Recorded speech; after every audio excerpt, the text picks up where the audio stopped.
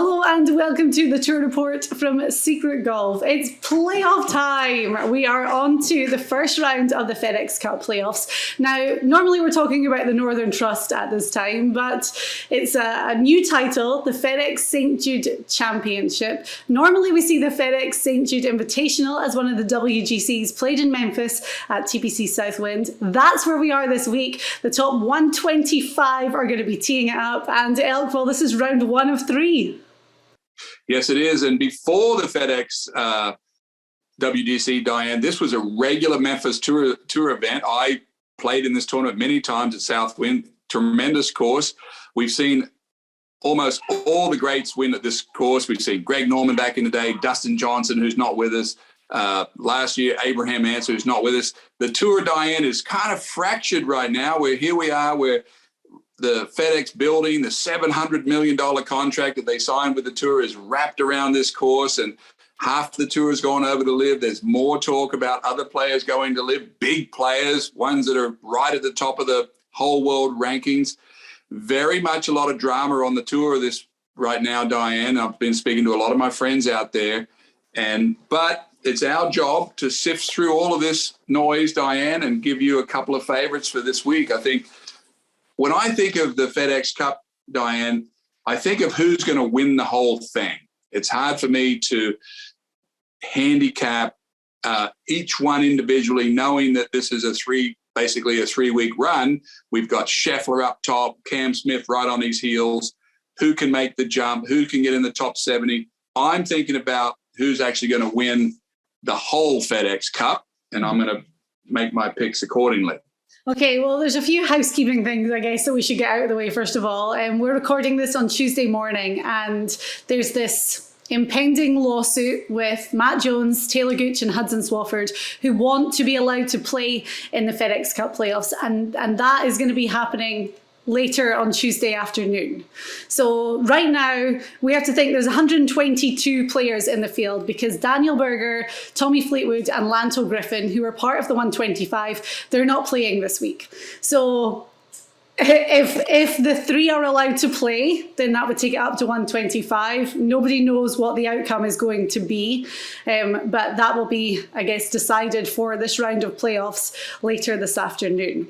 And then the other thing to note is that the points are quadrupled at this stage. For all the playoff events, it's quadruple FedEx Cup points. So the winner doesn't just get 500, they get 2,000, which obviously means a lot of volatility and a lot of movement.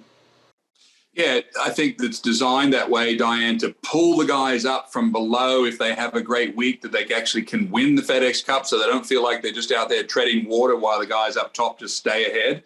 It's going to be very interesting. All the guns are back this week, Diane. We've got players that are coming in super hot, like Tony Finau, Cameron Young, who come off a second place at the Open Championship, came back and had another second place at Rocket Mortgage. And then we've got all these other players, Diane, that have all been resting for 3 weeks, that are all flat-footed, whether it's Cam Smith, Jordan Spieth, JT. I mean, they're all there. Fitzpatrick, Burns, Cantlay, Schauffele, all these star players, Rahm. What's going to happen, and how are we going to handicap this is going to be very, as I said a minute ago, I think I've got to start to think about who's actually going to win this FedEx Cup and sort of handicap accordingly. And Scottie Scheffler leads by a mile right now, but with the 2,000 points being awarded to the winner, depending on what he does, he may not be number one by the end of this. I mean, I look back to last year, Tony Finau was sitting at number 23, entering what was then the Northern Trust. He went on to win, and then he jumped all the way up to number one in the standings. But it was way more tightly bunched at this stage last year than it is this year. So, I mean, yeah, there's a lot of the big names have rested, and we've talked about that over the last few weeks. But then you have a lot of guys that are playing great that really had to fight their way in, I guess. And nobody played better than Tom Kim last week. It was an amazing story at the Wyndham Championship. He started with a quadruple bogey on his very first hole and then went on to win. And by winning, got himself full PGA Tour membership, got himself into the playoffs. I mean, it's an incredible story. And not forgetting Ricky Fowler, who missed a cut at the Wyndham, managed to hang around all weekend, and he clawed his way in at number 125. Well, I have a soft spot for people that win their first tournament at Wyndham, Diane, Greensboro, as you know. But Tom Kim, his swing is, I watched the final 10 holes on the weekend. Swing is flawless. You know, he's not unknown. He plays really well. Even though he's only 20, a lot of people in our business know of him playing well in Asia and now coming over and getting his shot. Diane, I have a question for you. If the Player of the Year was going to be voted on today with 4 wins with Scotty Scheffler, with the Masters, Bay Hill, Phoenix, and what's the other one? And Cam Smith with the Players Championship and the Open with 3 wins with Cam and Hawaii, which one would you be looking at today for Player of the Year? I think going by how they've played recently, I would be inclined to say Cam Smith. It's very hard to not give it to Scheffler, but his season has kind of cooled a little bit. You know, obviously he won the Masters, but then you've got Cam, who, as you say, won the Players and just won the Open Championship. I don't know. That's a really tough call. I would pick Cam, I think. Who would you pick? Well, not because I'm Australian. I think Cam winning the Open Championship, that washes out the Masters. That's a tie with Scheffler. And then when you think of the Players Championship, probably the hardest one to win as far as ball striking, I think you have to give Cam 1.5 wins for that one over, say, a Phoenix or a Bay Hill as Scotty had. I've forgotten the 4th win that Scotty has.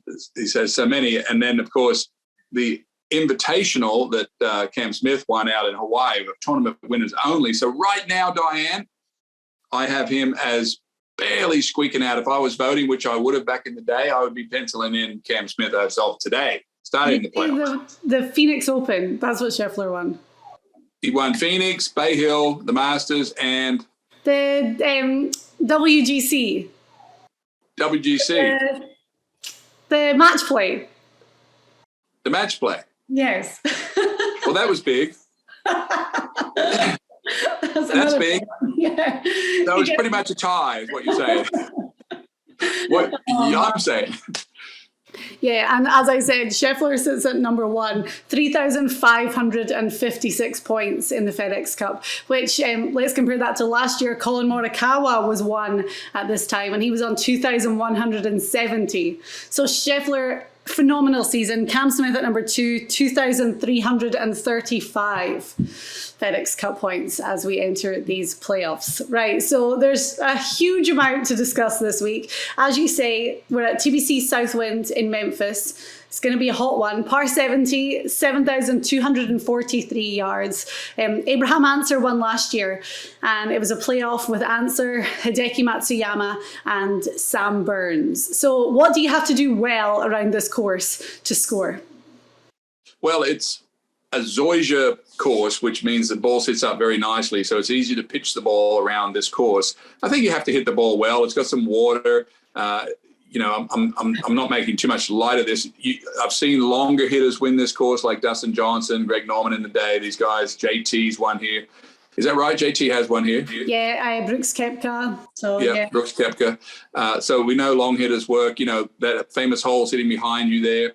There's some holes like 18 that have to be positioned. You see guys playing a 3-wood off that 18th hole. Remember, Cam Smith was a stroke out of the playoff last year, drove it through that hole fairway and went for a crazy shot and hit it out of bounds. This was also the course last year that Cam Smith had 18 putts, Diane, for 18 holes, set a tour record. This was the sort of first consciousness of people came on board of thinking, my gosh, is Cam Smith the greatest putter since Ben Crenshaw and Tiger Woods had a kid? I mean, those two together, Cam Smith. And we've seen him hardly miss a putt since then. So I think it's putting, Diane. When I look at the FedEx Cup, I've got my little cheat sheet here. I'm looking at guys that are the best putters. I mean, there's no joke here. You got Cam Smith's number 1 and Scotty Scheffler's number 2 or number 3. Fitzpatrick's 2. I mean, Alexander Schauffele's 3. I mean, they're all right there, these guys that putt well. And in the playoffs, you've got to score. You've got to hang in there, and putting is the key, I think. Well, we're talking about Cam Smith's 1 putts. Last year with the WGC, this course posted the lowest number of 3 putts all season on tour. So by that standard, the greens aren't overly tricky. But you mentioned the water. The water is the problem. A lot of water hazards and more balls in the water at this tournament last year than any other, even beating TPC Sawgrass. And the 11th hole, it's kind of, compared. There's a lot of similarities between that and 17 at TPC Sawgrass. Siwoo Kim last year recorded a 13 on the 11th hole. So I'm sure he definitely wants to forget about that. He handled it like a champ. But the water is going to be problematic as we see year after year here. Yeah, it's a back 9 water problem, as I see it. There's not too much on the front 9. There's a few shots, but nothing like what you just said, number 11, which is an island hole. It's an easier or harder shot than TPC 17. It's got more grass to land on number 11 at Southwind, and it's longer, but it gets really windy over there. And so sometimes you might be hitting a wedge, sometimes you might be hitting a 7-iron. So anything can happen at number 11, and then 12 has water. And then 18, of course, we've seen some drama on 18, but it's all about, these guys. We've been watching the last few weeks on tour since the Open Championship, weaker fields, massively low under par. We're going to be under par again this week, but we've got all the guns are out this week, Diane. Will Finau be able to hold off some of these other guys? He was the hottest player the last 2 weeks. Now he's going to have to go up against all the other guys that have been resting. What's going to happen? So it's all about moving up, because the top 70 will play the BMW Championship next week. Remember, quadruple points. And it's, I said it at the start, a lot of volatility. We're going to be following this FedEx Cup standings leaderboard all week, because one birdie could be a huge difference, as we saw last week tracking at the Wyndham. So we're going to give you our picks. As we always do, we have an outright favourite, 1 to watch, and then a dark horse at over 100 to 1. Elk, my dark horse is my golden ticket this week. I feel so good about it. I knew I wanted to pick him, and I thought his odds are surely going to be under 100 to 1. When I found out he was bang on 100 to 1, I was so happy. But we will leave that until the very end. Right, do you want to kick off with your outright favourite then? Well, I could, because I'm not exactly sure what my outright favourite is. However, I'm going to have a go at it, because you've taken my outright favourite this week. No. There's nothing. By the way, nothing's going to happen this week. In other words, there's going to be a winner. The only excitement that happens this week in the first week of the playoffs is if a player way down comes up and wins and jumps himself into the mix. Everything else up top, I'm going to miss someone here, but, Smith, Cantley, Scheffler, Fitzpatrick, Burns, Rahm, all these, Spieth, JT, all these Rory, guys. you keep missing Rory. I was getting to him. He's coming. Rory. All these guys are pretty much, and I've talked about this a lot on our show, they're very much equal. The only guy that actually sort of stands head and shoulders, not head and shoulders, but slightly above would be Scheffler, who's leading, and Smith, who are absolutely sort of virtuoso when their games are on. And when I talk about that is, can you imagine watching Rory McIlroy and Cam Smith coming down the stretch at the Open Championship at St Andrews, as we all did, and how good that Cameron Smith can putt under pressure as compared to Rory. Now, Rory was 18 under. He's a great putter, great player. But Smith is just in another level of putting where he can, get up and down on 17, 2-putt on 18, just knock in birdie after birdie. And there is that much more skill in Cam Smith's hands above the other guys. So when Cam Smith gets into the lead, he's very dangerous because he putts so well. Rory gets a little wobbly with his putting, and he would be the first to tell you. Scotty Scheffler, up and down merchant, looks like Seve Ballesteros when he plays off balance and swings are all over the place, but he's there all the time. Spieth, can he keep the driver in play? Can JT keep the driver in play? There's all these different styles of play, but they're very much the same. Schauffele, when he gets going, he wins 3 events in a row in the middle of the year here. He won the Scottish Shores. He won that Pro-Am, and he won in Hartford. I mean, so we're going to put it all together and take a look. But I think, you've asked me for my favorite. I was going to go with Cam Smith. And by the way, Cam Smith is the biggest problem for the tour. The word is that Cam Smith is going to be out and he's headed to the Live. And if Cam Smith is the reigning Players champion, the Open champion, and the FedEx Cup champion, then the tour is absolutely shattered into a million pieces. But because Cam Smith had 18 putts, Diane, I just made my pick just now. He's going to come back from fishing and drinking. And, the thing I like about Cam Smith in general is he's a very quiet guy. I know he lives down there in your backyard, but normally when a guy wins a major, he goes on a media tour. Have you seen one interview with Cam Smith since he won the Open? It's like he disappeared, which I like. He's going to be rested. He likes to get in there and try to be number one. He said that recently in a podcast that I heard. I guess I got to go with Cam Smith, Diane. I know what he's been doing because, as you say, we live close to each other. And my husband was in the sauna at the gym one day, and this guy randomly, I don't know, Garrett goes in there, doesn't really want to talk to anyone. This guy started talking to him. Golf came up, and he was like, "Oh yeah, look at this. My friend was partying with Cam Smith last night at his house, and they were drinking out of the claret jug." And I think his caddy's been having a good time here as well. So I've heard from a few people. So he's been relaxing, he's been unwinding and getting ready for this because, as you say, the FedEx Cup is well within his grasp and world number one. So really, by the end of this stretch... Well, the last point about Cam Smith here at Memphis this week is, could this drama of the Live and the tour get any more muddled and confused if Cam Smith was to win the FedEx Cup? We're destined for him to go to the top. I mean, he can't leave the tour at number 2. He's going to leave the tour at number 1. He's going to win the FedEx Cup, Players Championship, and the Open. So it's going to be very, very difficult times for the tour. Don't know what's going to happen, but Cam Smith is a runaway train when he gets putting well, and we know he can do it on this course. He had 18 putts here in one round last year, and he's going to be filled with confidence, and here we go.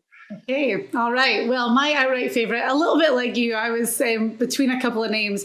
I do think Rory is going to go on to win the FedEx Cup. I'm saying that right now. And I think that with Rory, he's been so close. He's been like, top 10 in every one of the majors, top 8 actually in all 4 of the majors. And we saw how close he came, that dramatic finish at the Masters to finish runner-up, and then at the Open Championship as well, the absolute heartbreak that we saw from McIlroy. And even though he's had a good season, it's not a good season by his standards because he wants to win one of the big ones. And the last big one remaining is the FedEx Cup. So he's at number 6 in the standings right now, and I'm tipping him to go all the way and win it. But this week, I am going with Sam Burns at 34-1. With so many strong players, as you say, in the field, all kind of like coming back after the absence of the last few weeks. I'm surprised that Burns is at 35-1. I didn't think he would be as high as that. So I'm taking him right away. He lost in the playoff last year in the WGC here at TPC Southward. And I mean, he shot 66, 64, had one kind of higher scoring day, but he's 3 wins, 8 top 10s this season. He's 10th in putting, 13th in approach. I looked back at the 3 WGCs that have been held here and the kind of stats for the winners, and iron play, greens and reg, approach, scrambling, all really big. And Burns to me kind of fits that mold. So I'm going with him at 35-1 this week. Sam Burns is my outright favourite. Well, I only let you have Sam Burns because you're pregnant, and I let you pick first off camera. But I love Sam Burns. He's long enough. He's a long enough player, and he's a straight enough player to hit 3-wood off this course a lot. I saw him do it last year, and he's playing so well. Won at Colonial. This is a pretty easy golf course for these guys that we've mentioned already at the top, Diane, because, you can move it off the tee. You've seen all the big hitters hit it. You don't get in too much trouble. It's all about getting the ball next to the hole and actually converting all these birdies. But Sam Burns, he's on a bender. It's a tough, we've talked about weeks that are tough to pick. This is it right here because of the talent that's playing, and they're all squished together on a course that they're going to take 20 under to win on. And he's third in the FedEx Cup standings right now. So, as we were saying, Scheffler just with an insane amount of points to sit at number one. But I mean, Sam Burns, 2,275 points. So, again, a lot of volatility at the top. And I would say that he's in better form than Scheffler is right now. So, watch this space. Right, moving on to a one to watch. And again, these are guys with slightly higher odds. Do you want me to go first with mine? Yep. I like my guy this week. He's 75 to 1, and he's sitting at number 27 in the FedEx Cup standings right now. So immediately, even though his name wouldn't jump out as someone who's had a phenomenal season, he's had a great season. Runner-up at Memorial, that was his highest finished. He finished T13 at the Wyndham last week. And one thing I loved about looking back at how he played last week at the Wyndham, he avoided every single hazard all week. He wasn't in a single bunker. So there were no sand save stats for Aaron Wise because he just plotted his way strategically around the course and finished just outside the top 10.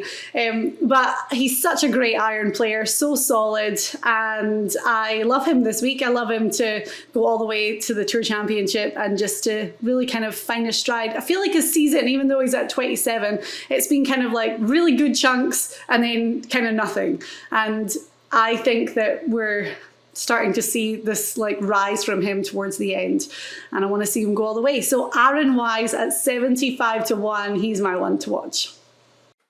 That's a good pick. Mine is a little higher. I think I'm at 130 to 1 for my one to watch, and I think the Vegas knows this. We've talked about it on this very show that we've got that group of players at the top that we've just talked about. They're all well known, all household names, and then there's this really big drop. There's an old expression on the tour, anyone can win on any week. That's wrong. It's not true. I mean, not this week, there's not, because can any of these guys below push up and beat all the guys we've talked about before? But I'm looking at a guy that's played really well all year. He's the best putter outside of what I call the big group, the core group. Scott Stallings is having a really nice year. He's 40th on FedEx. He's 130th to 1, Diane. All of his stats. He's the only guy left on the board for me that has green stats all the way across. Green meaning he's good at all of them. Drives it long, hits, scrambles well, putts good, birdies inside of 150 yards. Scott Stallings, 40th in the FedEx Cup, will be on his way to having a good week and getting into the top 30. I'm not sure if Stallings has been in the top 30 before, but this is a sort of a breakout year for him. Yeah.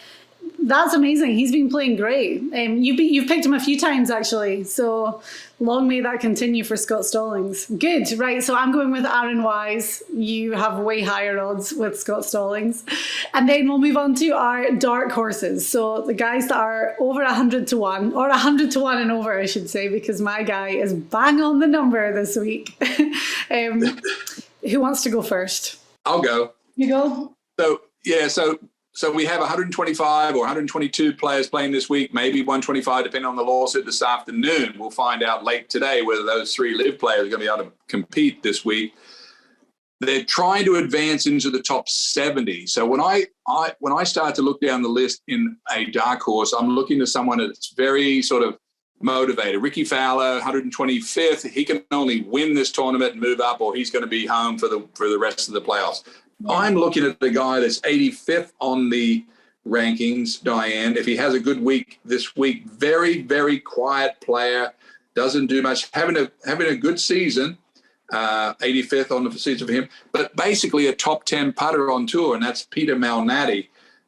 Or is it Peter Malnati? They sounded both exactly the same to me. So you say it. Let me see what you say. I would say Peter Malnati. Yeah.